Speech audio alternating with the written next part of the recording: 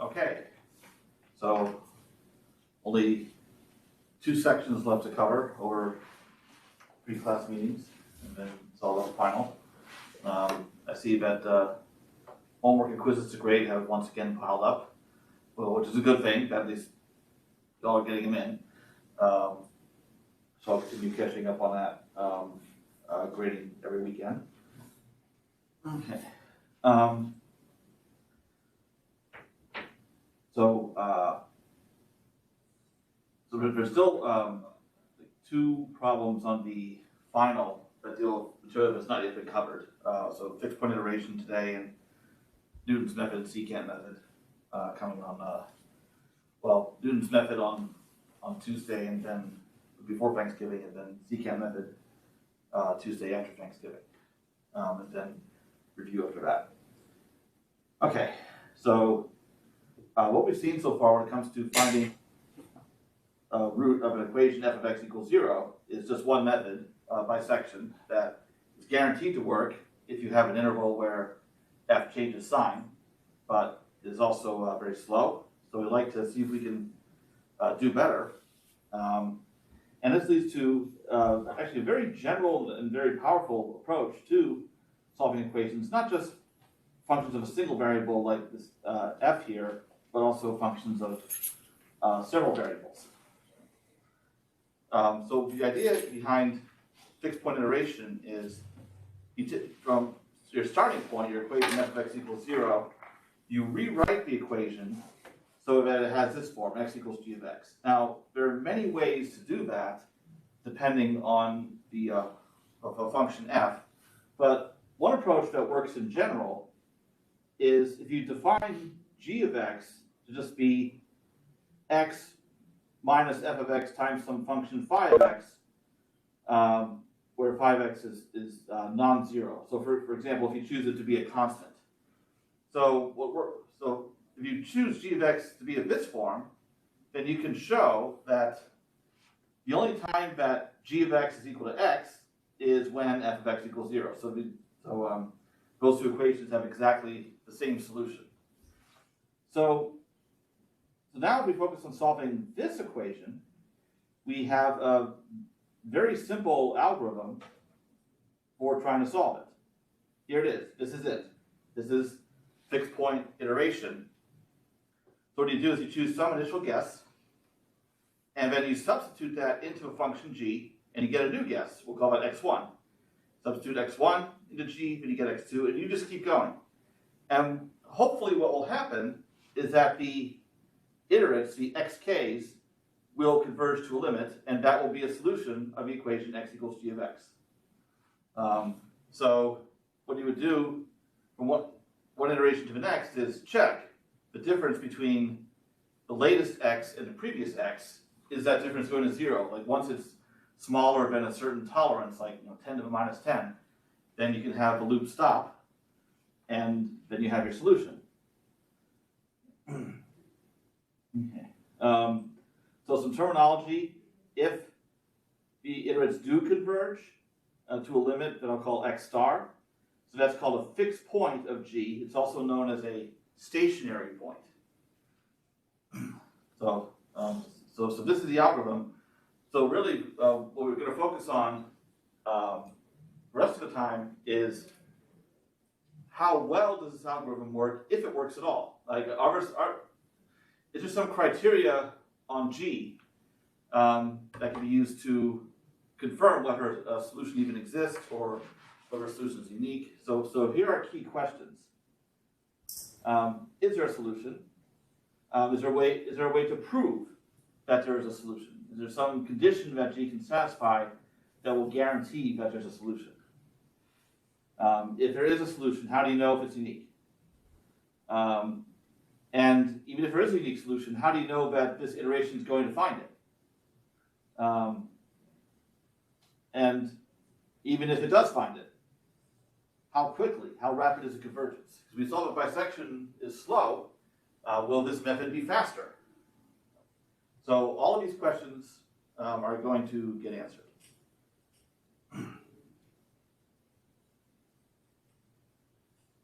All right.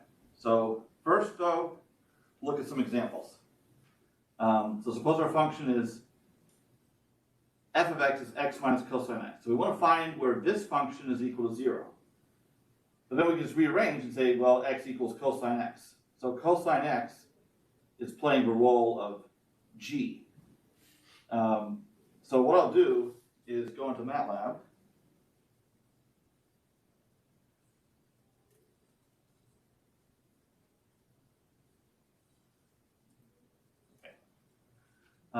So for this iteration, cosine x, of course, is between -1 and 1. So if there is a point at which these two coincide, the value x star has to be between -1 and 1. So I'll just go ahead and pick 1/2 as an initial guess.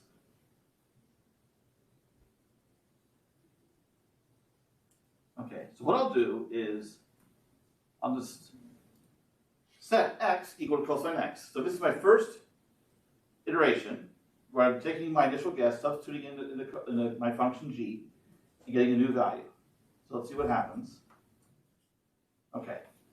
Then I'll substitute that into cosine. We see it's jumping around a little bit. This does not seem very promising. But I'll keep going. And they're still jumping around, although the values seem to be getting closer to one another. Now it's consistently like in the 0.7, between 0.7 and 0.8. All right. And now the values are undeniably getting closer. So we see like 0.73, those two decimal places are fixed, 0.739. And now, for example, we compare here the first five decimal places are the same. So we are getting convergence. Whoops, that was not supposed to happen. Okay, I'm going to cheat here.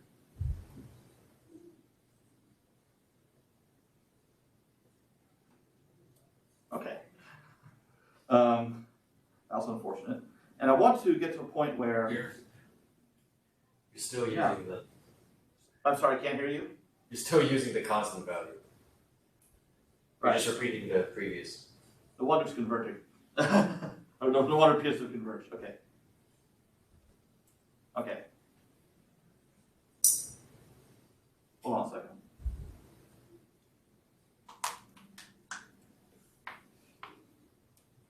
I don't want to have to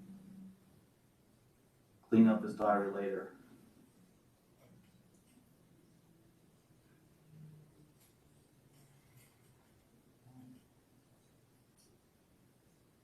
All right, so I'll just carefully rerun these commands until it gets to that point again. 73908.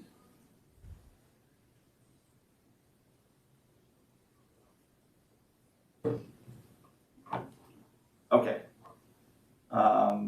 That's roughly where I was. Okay. All right. So I want to get to a point where it's fully converged, like there's no decimal places changing. Like for example, right here, 8 decimal places have converged, but it is slow. One could argue that this may not really even be any better than bisection, at least in this case. So that's unfortunate. But at least it's a very simple method. We just keep substituting. And at this point, it looks like, okay, so now we have all digits staying the same. So it's converged to about machine precision. So in this case, all we had to do is just pick a value, 1/2, and just substitute it in there. And in this case, it happened to work.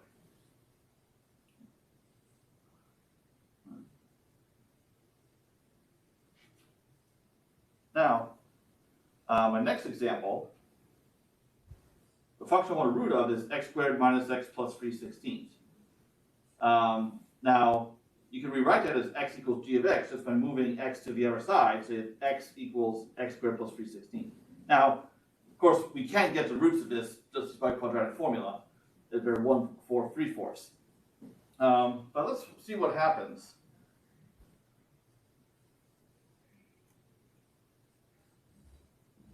x squared plus 3/16. Whoops, stop that. Okay. X squared minus x plus 3/16 is equal to 0. Okay. So what I'm going to do is I'm going to pick my initial guess. Well, first I'm going to define a function handle g. This is a convenient thing to be able to do in many cases, like some homework problems too. So I'll define g to be a function of x, and it'll be x squared plus 3/16. Okay. So now I can just say x equals g of x. So what I'll do is I'll pick x equal to 0.1 as the initial guess. So now if I do x equals g of x, okay, let's see what happens. And it's converging pretty quickly to one of the known roots, which is 1/4. So we can see it's pretty much there already. Okay.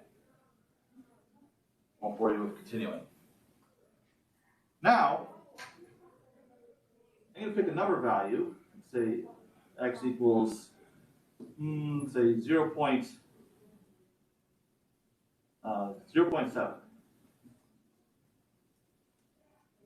Now the roots are 1/4 and 3/4. This is of course closer to 3/4. But what happens if I go ahead and try this? The value decreases.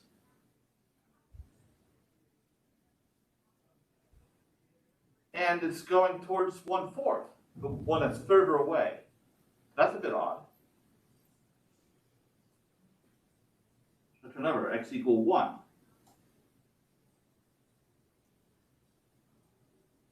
So greater than 3/4.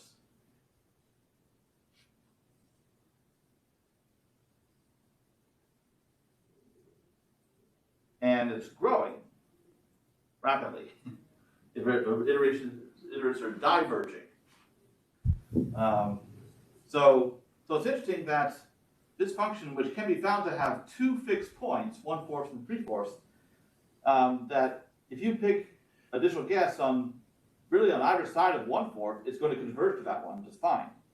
But there seems to be no way to get it to converge to 3/4. You pick something less, it goes towards the other one. You pick something greater, then it off to the races. So we want to have an idea as to why that kind of behavior would happen, where you have convergence in one case and not in another. And we will find out about that soon enough. Okay. Here's another example. Function to find a root of is x plus natural log of x. Now, one thing you do is, if you plug in these values, 0.5 and 0.6, into this function f, you'll get one value positive, one negative. So you'll know that there's a root somewhere between. Also, it's not mentioned here, but it's actually possible to see that the root is unique. And the reason for that is, if you look at the derivative of f is 1 plus 1 over x. And for positive x, that derivative is always positive. In other words, the function is always increasing. So when you have a function that is always increasing or always decreasing, if it does have a root, it's unique. Because for a function to have multiple roots, it hits the x-axis at some point, and then it goes up and has to come back down sometime for there to be a second root. And for that, the derivative would have to change sign. So if the derivative doesn't change sign, then the function can't have more than one root. So, and we know that the root is somewhere in here. So we do the most straightforward thing. We set this equal to 0. So in other words, x is equal to minus natural log of x. And choose the initial guess the midpoint, 0.55. And instead of doing some MATLAB, I actually have this featured in the text.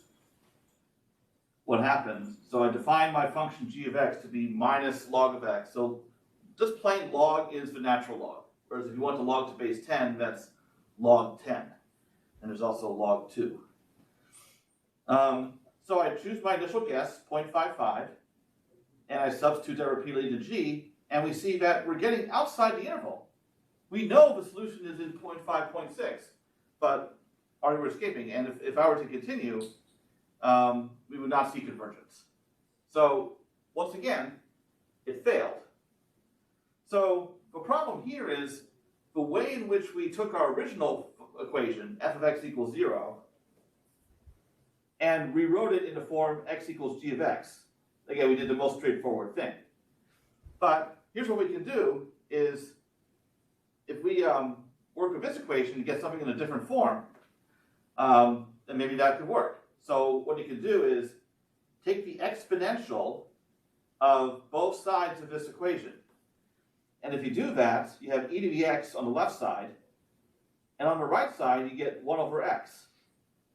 Now you can rearrange that, and you get this equation, x equals e to the minus x. So this equation is equivalent to this one. So we can try fixed point iteration with that and see what happens. And here is what happens. Same initial guess, and we see that the iterates are converging. And if it were to continue, then it would in fact converge to a fixed point somewhere between 0.5 and 0.6. So, as I said at the beginning, there are many ways to take f of x equals 0 and write it in the form x equals g of x. But how you do that does play a role in determining whether the resulting fixed point iteration is going to converge. But again, we need to have a reason why. So are any questions about these examples?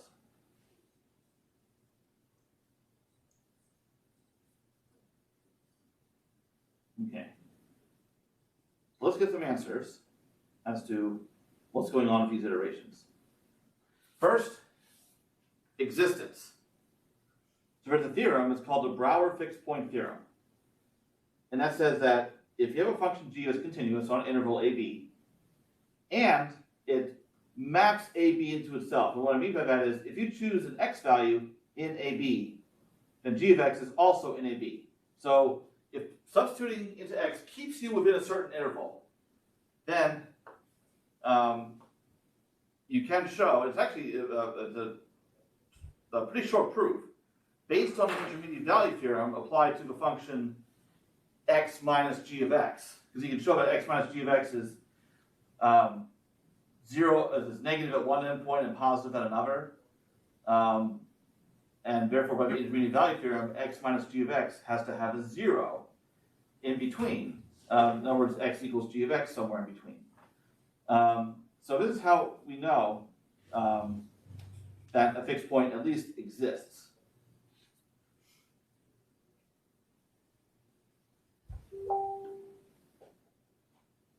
Now, how do you know if it's unique? So here's an additional condition. If G has a fixed point and satisfies this condition, it's called Lipschitz continuity. So it's stronger than regular continuity. So a function that is continuous is not necessarily Lipschitz continuous. Now, the Lipschitz continuity on an interval AB is defined this way, that the difference between G values is bounded by some constant times the difference in the values being plugged into it for any x and y in the interval. So this number L, that is it's called a Lipschitz constant. So if G satisfies this Lipschitz condition with a constant L being less than 1, then we know that the fixed point is unique. And a function G that satisfies that condition is called a contraction.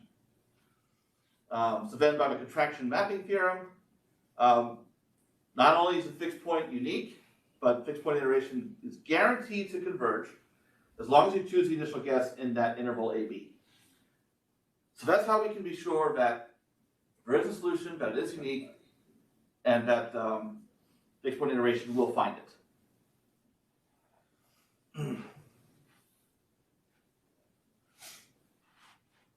So So why is it that when you exponentiated, it allowed you to converge?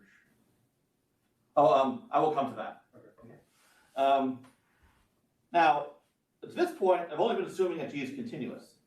If we also know that it's differentiable, then by rearranging this, that we get the mean value theorem. This is equal to the derivative at some point between x and y.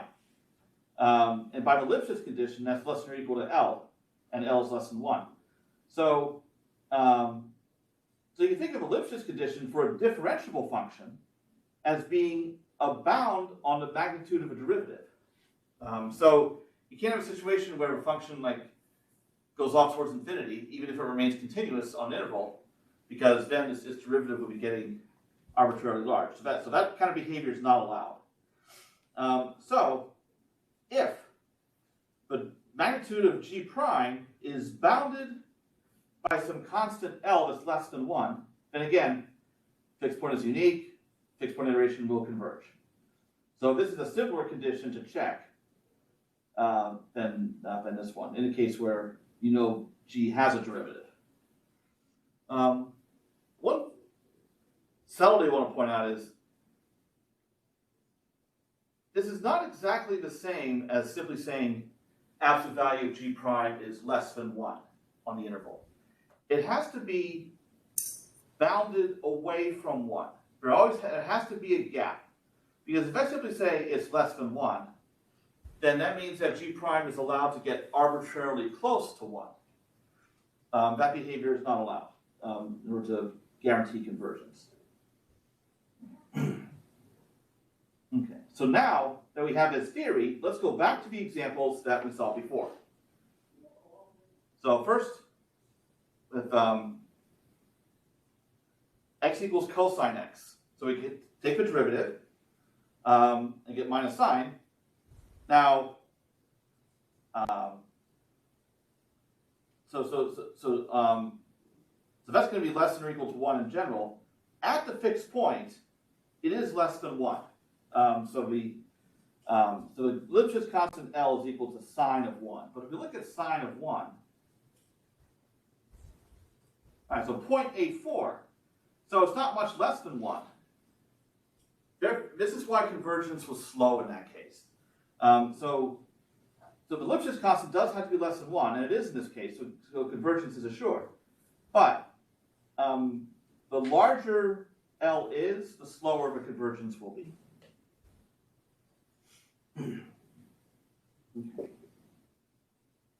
And here's a look at the error. So if I consider the error to be xk minus x star, where x star is the exact fixed point. So the error after k plus 1 iterations is equal to this, because xk plus 1 is g of xk. X star is equal to g of x star. So I can write this difference of x values as a difference of g values. But this, by the mean value theorem, is equal to the derivative at some point in between, times the difference in these x values. So here we have a relationship between the new error and the old error. It's multiplied by g prime. That's why we need g prime to be small, so that the error is guaranteed to decrease from one iteration to the next. So we want a small value of g prime, especially near the fixed point. So that takes us to the second example. X is x squared plus 3/16. We saw we had two fixed points, 1/4 and 3/4. Well, the derivative is 2x. So at 1/4, the derivative is less than 1. At the other, it's greater than 1. That's why we had the bad behavior that we saw.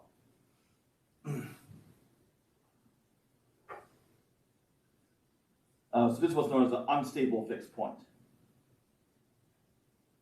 And now for this example, x equals minus natural log of x. So g prime is minus 1 over x. But on the interval 0.5 to 0.6, this is going to be greater than 1. So that's why it didn't work. Why the first case didn't work. But then we consider the inverse function. So if you have an equation x equals g of x, then you can apply g inverse, if it exists, to both sides. So x equals g of x is equivalent to x equals g inverse of x. Now we talked about inverse functions before. The derivative of the inverse is 1 over g prime. So if you have an equation x equals g of x where the derivative is large, therefore the iteration is not converging, if you flip it by taking the inverse function, you're taking a reciprocal derivative, so that iteration will converge. So that's what happened. We had x equals e to the minus x, and for x between 0.5 and 0.6, that derivative will be less than 1. So that's why the second iteration converged and the first one did not.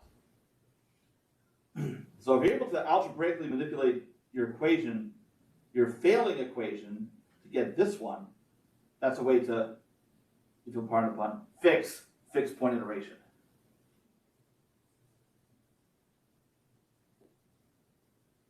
The questions about what happened with these examples.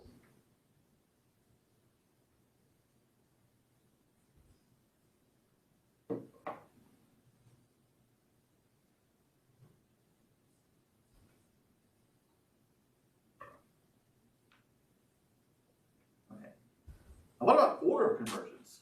We talked about order of convergence last time. Order of convergence could be linear, superlinear, quadratic. What do we have in this case? So here's another example. This is actually my favorite one. It turned out to be quite interesting behavior. And so your function you're trying to find a root of is x minus cosine x minus 2. So then you rewrite it in this most straightforward way, trying to solve x equals cosine x plus 2 to see where this is equal to 0.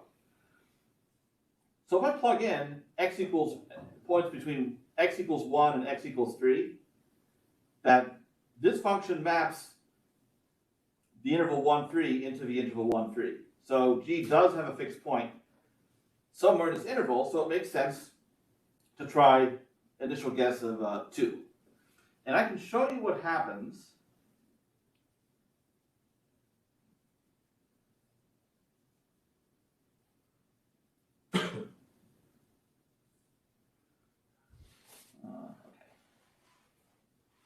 Now, so what happens here? So here I have the dashed line is just y equals x. Up here we have cosine x plus 2. So I choose 2 as initial guess, and what happens is the iterate goes over here. Then I plug this value into cosine x plus 2, and I wind up over here. So I'm going to show you this in MATLAB. My function g.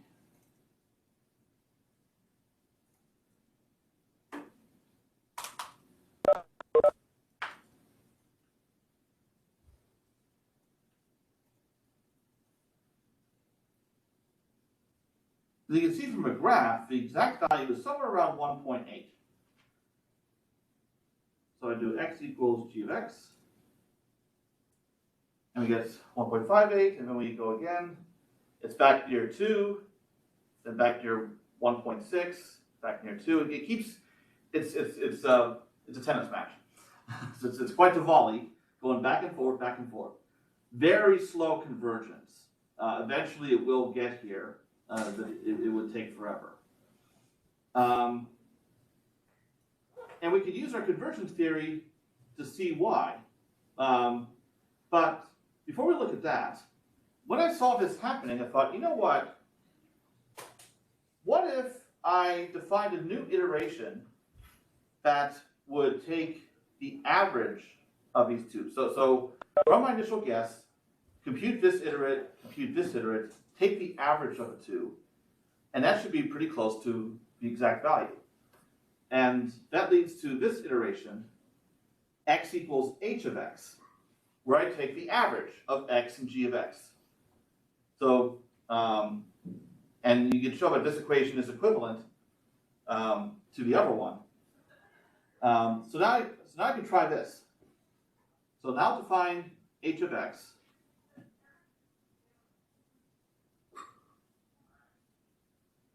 so it's x plus cosine x plus 2 all over 2.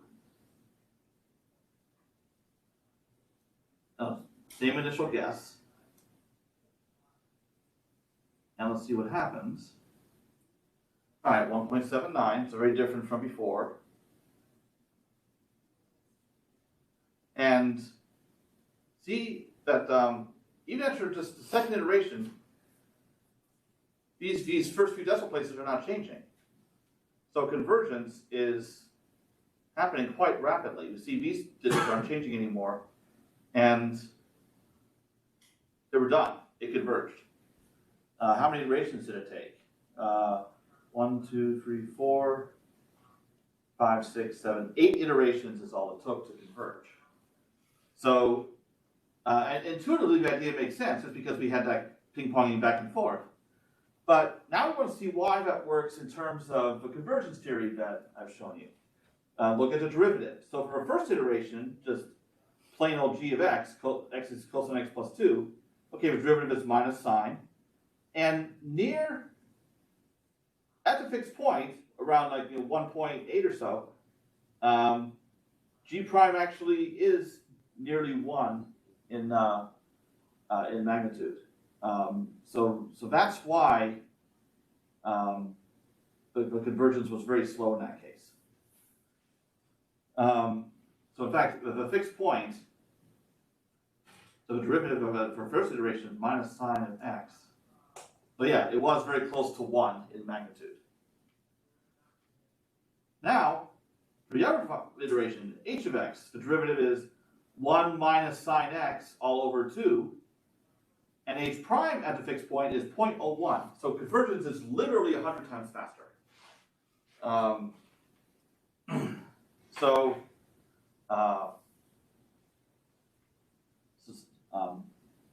So we see that in some cases, if you choose the right kind of iteration for your equation to get a small g prime in the neighborhood of the root, that this method works quite well. In general, from what we saw here, the ratio of the new error to the old error is g prime. So when so in general, convergence is linear, and this is the asymptotic error constant. So absolute value of g prime at the fixed point.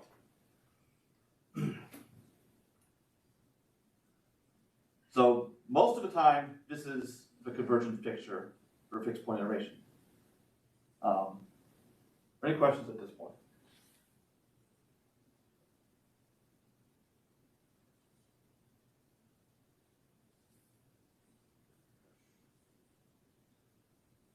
I should mention that this was back in, I think around 2015, when I first came up with this example and saw its behavior. And when I modified the iteration to get it work, I realized what was happening was, at the fixed point, like if a derivative here of the x is 1, the derivative of g near the fixed point is roughly equal to minus 1. So effectively, these were canceling out. And that's why it works so well. So I thought, you know what? Maybe I can generalize this idea, where I define h of x to have be some linear combination of x and g of x, where the idea is whatever slope we're getting from g, we take a multiple of x here to cancel out that slope, to cause the slope of this near the fixed point to be nearly 0. And I actually gave this approach a name, slope canceling fixed point iteration. Because I would try it on other examples, and again, it worked really well. And I thought, okay, am I onto something here? Am I inventing a new root finding method? So what I did was, to estimate g prime, what I would do is use value of g at the current iterate and the previous iterate. I basically do a difference quotient. So a finite difference approximation of a derivative to figure out what slope I wanted to cancel. I actually did a convergence proof and showed that this method was superlinearly convergent. And I thought, okay, so I thought, wow, that's really exciting. So I actually started writing a paper that I would submit to a journal about this method. But then something set off alarm bells in my head about this. I thought, you know what, I need to look at this more closely. What I realized was, after doing some algebraic manipulations on the method, it turned out that I had accidentally rediscovered the secant method, which you're going to see in the class after Thanksgiving. that is superlinearly convergent. So, so I blew it. It actually could have made a paper, maybe a contribution, not a research contribution, but maybe education. Like, is another way to show why CK method works as well as it does. But yeah, it was quite a letdown. My condolences. What? My condolences. Thanks. No. But I'll wait for a cool example from a book. So.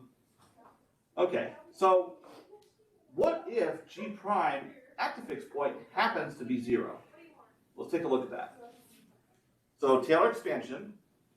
So we have so xk plus 1 minus x star is g of xk minus g of x star. Then we Taylor expand g of xk around x star. And first we have this term. We saw this before. This is where the error formula normally comes from. And then this is the next term in the Taylor expansion. So if this happens to be 0, then this is the leading error term. And here we have xk minus x star squared. So the new error is proportional to the old error squared. In other words, quadratic convergence.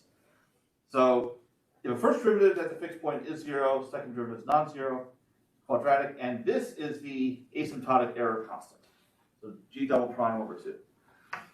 You can extrapolate from that to conclude that if higher order derivatives of g were equal to 0 at the fixed point, you'd have even higher order convergence, and cubic and so on.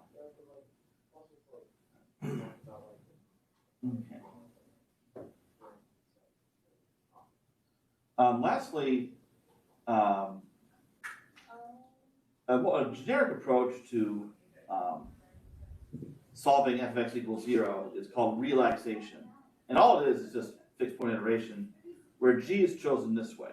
So x minus some non-zero constant times f of x. Again, because you can show that f of x is 0 if and only if g of x is x. And it can be proven that if the derivative of f is non-zero at the root, then it is possible to choose lambda so that this fixed point iteration will converge as long as you choose your initial guess sufficiently close. So that may not be very helpful because you want to have some idea of what the initial guess should be. And the convergence is linear, and this is the asymptotic error constant. Now, of course, you want to make this small as possible. You'd like to choose lambda to minimize this. Like if you could choose lambda equal to 1 over f prime, then this would be 0, and that would lead to quadratic convergence. Trouble is, you don't know what this is, so you can't use that because x star is what you're trying to find. So you can't pick that ideal value of lambda. But what you can do is choose lambda to be a different value from one iteration to the next. Because if you choose lambda at the kth iteration to be 1 over f prime, not at the root because you don't know it, but at least xk, which is hopefully converging to the root, then that can at least help convergence along. And it turns out that does work. It does produce quadratic convergence because what I've just shown you is one way to derive Newton's method. That so xk plus 1 is equal to x minus f over f prime evaluated at xk.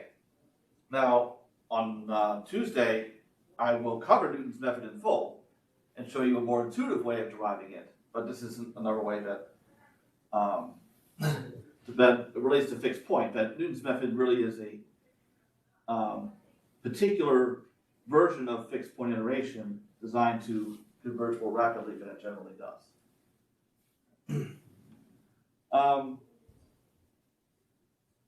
Fixed point iteration is used in many areas of mathematics to show, for instance, that certain equations have a solution or that the solution is unique by applying all the fixed point theory that I've just shown you.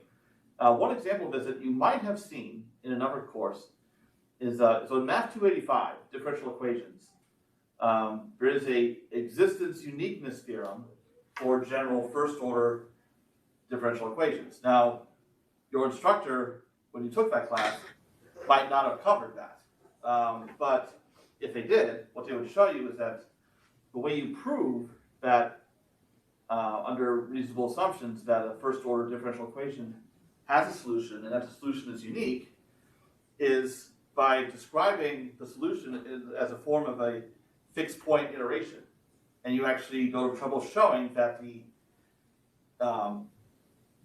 way iteration is set up, and you do have a contraction, and you're actually applying what I mentioned earlier, the contraction mapping theorem that guarantees that a fixed point iteration will converge. So, it's really one of the most powerful approaches just to investigating or analyzing equations that otherwise are very hard to deal with. So it has ramifications far beyond numerical methods. Okay. I just realized that, look at a homework situation. Oh, oops, well, the homework on the previous sections I just covered is not due until November 30th. There's one more homework after that, the last homework, okay, and I just made it due as late as possible. Oh, that you can discount. We're not doing that. Or we are doing a final, but not that way. The Thursday of finals week is when I already told you, December 10th is when everything has to be in. Keep in mind, one homework, lowest homework will be dropped. And I'll be putting out the problems for this section I just covered and also 10.4 shortly. Okay.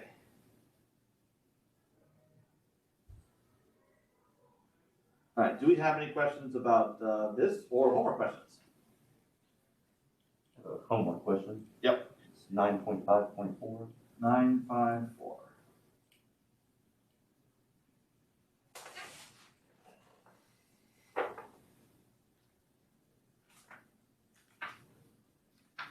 Okay.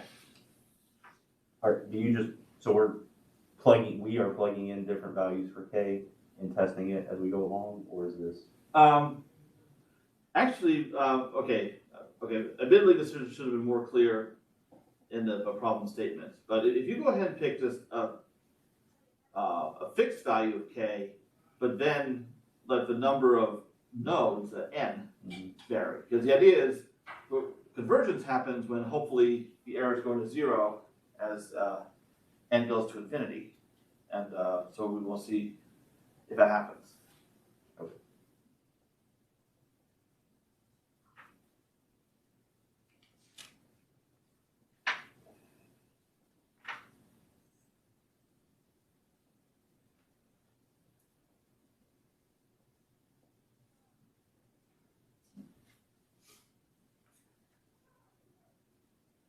Oh, so there's something in the chat. Oh, okay. Well, question is, what is homework 10? I have to, homework 10 will cover section 10.3 and 10.4. I need to review the problems that I've selected, make sure I still want to go ahead with them. And I will put that out in Canvas soon.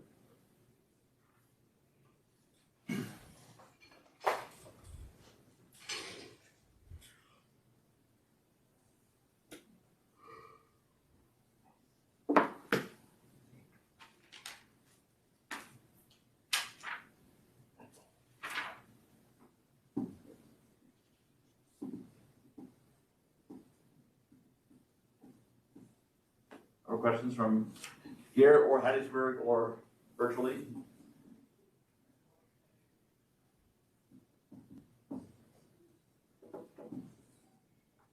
What was it that you were saying about the final exam? Okay. May have missed So, what I need to announce, I haven't sorted this out yet, the exact timing of the final. Because it'll be similar to a midterm where I put it out in a certain window of time. Well, I think I have to make it a little longer than the midterm, because the test is longer than the midterm. Okay. Yeah.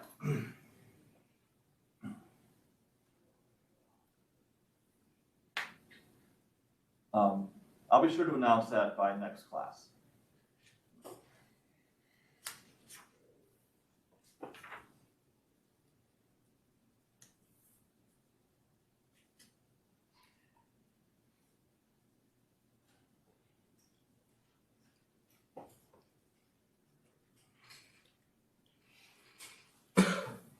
Anything more? We have plenty of time.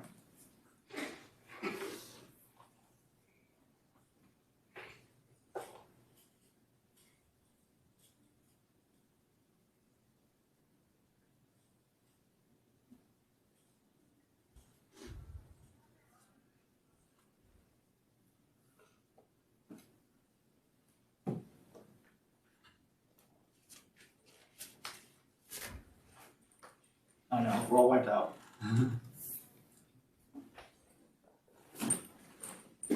Okay, I'll stop recording here, but of course I'll stick around for any questions anyone has.